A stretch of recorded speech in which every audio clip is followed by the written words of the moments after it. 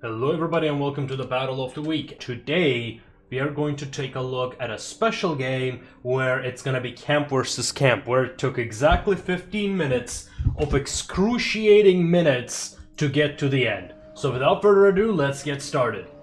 So it's a typical Rubicon battle. Oops, my apologies. Fog of War off. Player switching enabled.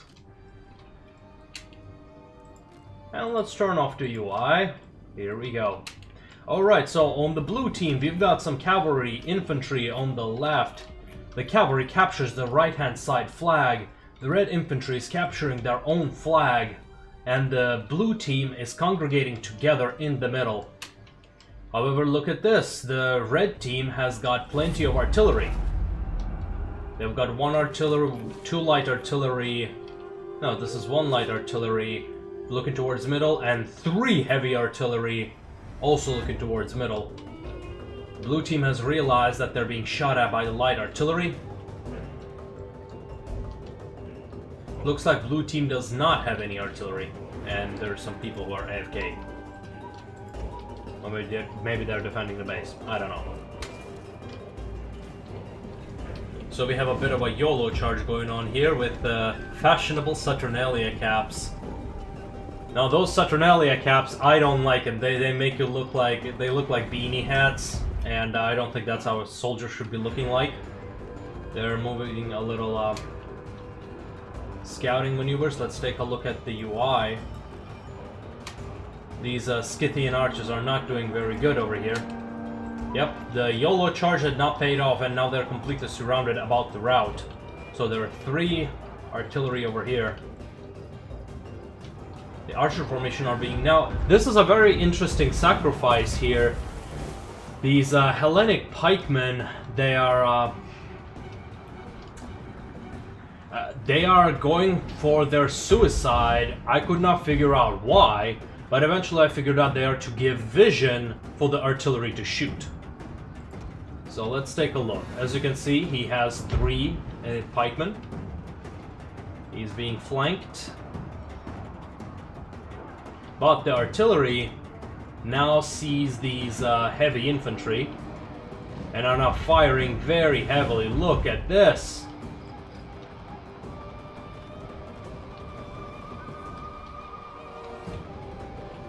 Was it worth it? I say definitely not, but you know, it's something.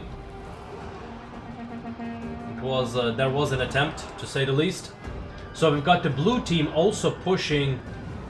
Yeah, we've got the blue team pushing towards the red team's base, but the red team is defending their cycle charging, which is a tactic where the cavalry charges in and then retreats and charges again. So yeah, the blue team has let's see. Oh, back to the blue team. Yeah, the blue team has been pushed back from the enemy base. And now they're defending. So, in this scenario, this is where the crucial thing where the team has realized the only way they're gonna win against this camp is by camping back. Just prevent artillery from firing. As such, we see these this team over here retreating into these bushes. The Praetorians over here have realized that they're getting ambushed, so they're trying to retreat. Let's see if the blue team will be able to intercept them.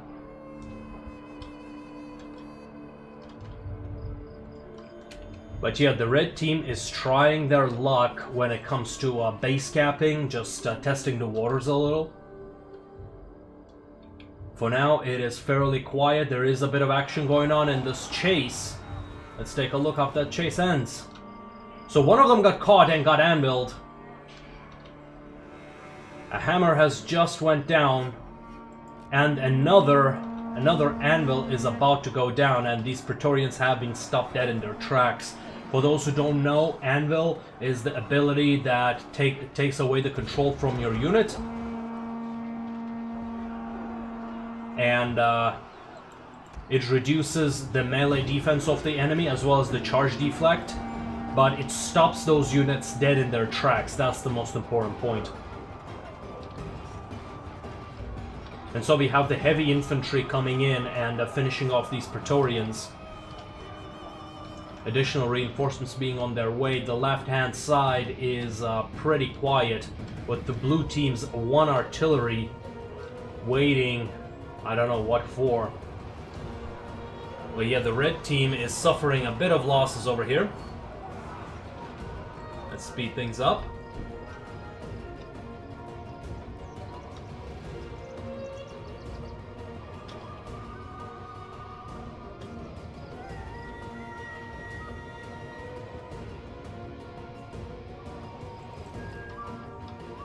Let's see, in the middle, the red team is again testing the waters, staying close to their artillery. Look at this heavily defended position. Remember, kids, artillery was made to prevent camping. And this is totally not camping. I mean, this is a totally like a legit, non-cheesy position right here. So currently the the blue team has the numerical advantage. As such, all they need to do is to sit back and let the red team push. So we have these heavy infantry fighting these dogs. They do not count as numbers, but they can still do damage.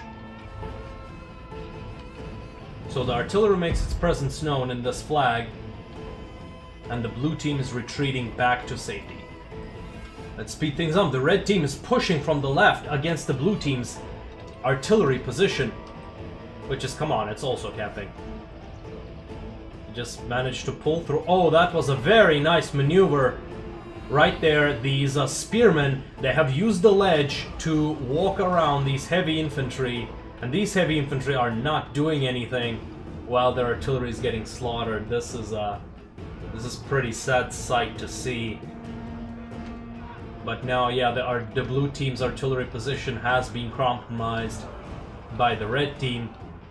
Luckily, the blue team was not really counting on that single artillery. Now, the one disadvantage for this camping is that the units that you have here are not really contributing to the battle. As such, you will have numerical disadvantages, and your offensive forces are going to be, well, simply divided. So let's speed things up again. The left-hand side is falling. They got flanked. They are just being torn to pieces.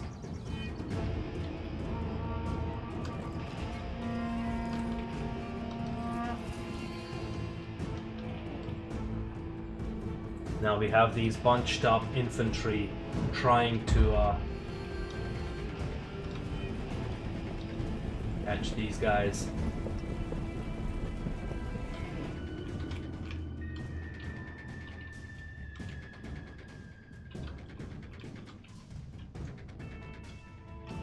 So we have the middle forces also attacking these dogs.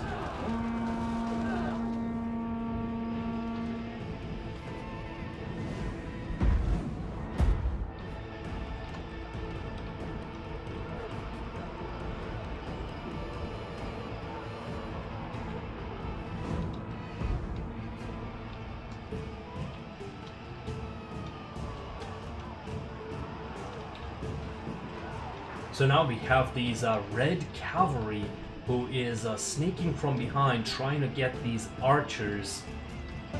However, there's still one unit of spears which are defending these archers. So here you can see the heavy infantry coming in to attack these spears.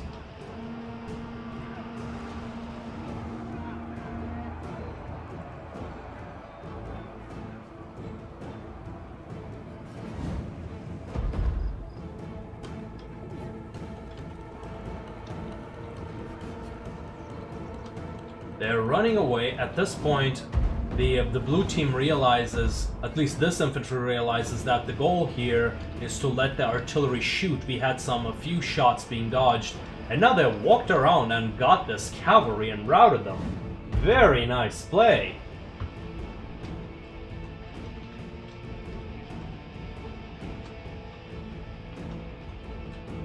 These cavalry are testing the waters. Let's speed things up.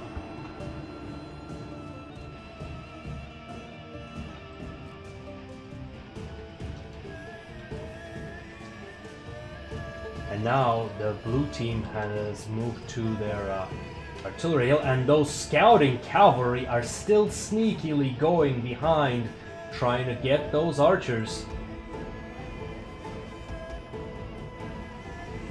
And here we go! Boom! Ha ha ha! Very good damage, very nice charge, but these are Cimmerian archers. These guys are pretty tanky. That very good charge only did 25 and 25% of the health. And now here we see a barrage going on. Now see, this is what I mean. You should time your dodges, otherwise you'll receive 20,000 damage. So who won? Hard to say, but I would say the archers were the ones who won this one. And now the red team has realized that the blue team is just waiting for the timer to end because they have around 100 men advantage. And so they're moving closer with their pikemen.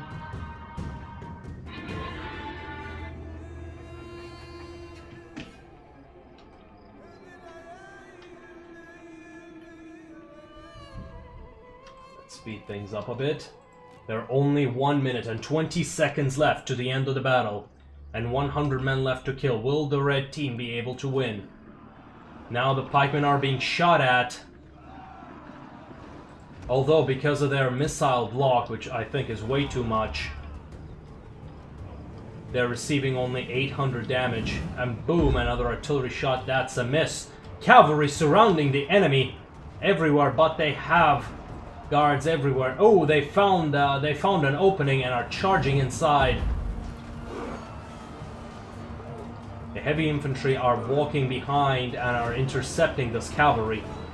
Both sides are suffering losses, but the balance of power remains the same. The pikemen, are they gonna get flanked? No.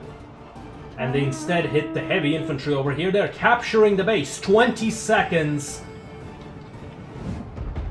on the end timer. It's a race against time. A very close battle. The archers are returning back to the field. The cavalry have all been intercepted. 4, 3, 2, 1. It's game over. Alright, and this was an example of how to counter those heavy camps. The camps are very effective if the enemy is attacking you, but if they're just holding back and are using their numbers advantage, you are not gonna have a good day. So always consider those when camping, and I would just suggest don't camp to begin with. It just makes the game very boring, and camp versus camp is just very tedious. From a player perspective, I can tell you it was a very tedious battle. But it was still something that a lot of high-tier games that devolve into the timeout victory. This was a very nice battle, and we'll see you next time. I hope you enjoyed the video. Be sure to like and subscribe, and if you want some more arena action, check out the playlist on the side, and we'll see you next time.